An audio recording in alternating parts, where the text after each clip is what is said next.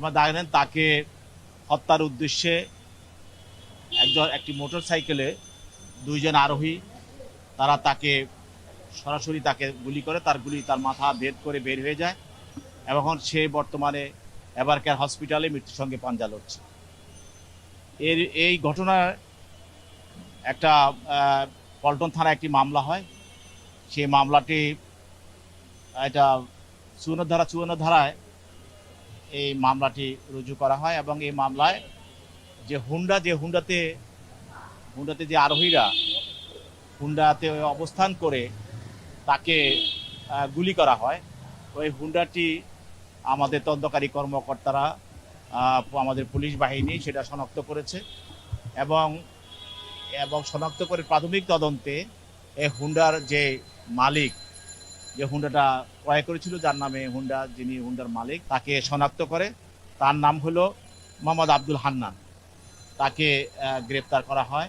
গ্রেপ্তার করে 54 ধারায় আজকে তাকে বিজ্ঞ আদালতে তদন্তকারী কর্মকর্তা উপস্থাপন করে তাকে জিজ্ঞাসাবাদের জন্য 7 দিনের রিমান্ড প্রার্থনা করে।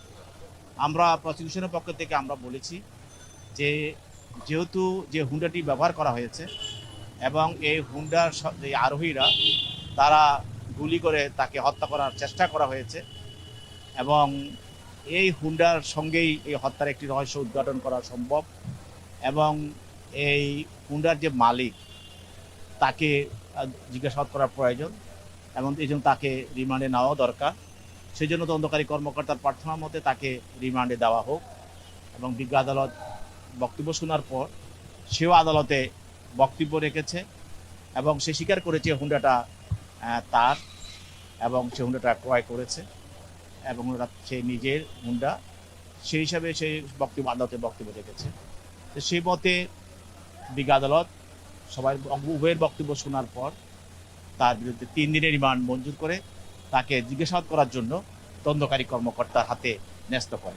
মোটরসাইকেলের বিষয়ে সে সহদ্যোগে বলছে যে আমি কিছু বলতে চাই, সেই হিসাবে সে বলছে হুন্ডাটা তার এবং সে হুন্ডাটা তার নামে ক্রয় করেছে এবং সে হুন্ডাটা বিক্রির জন্য চেষ্টা করতেছিল।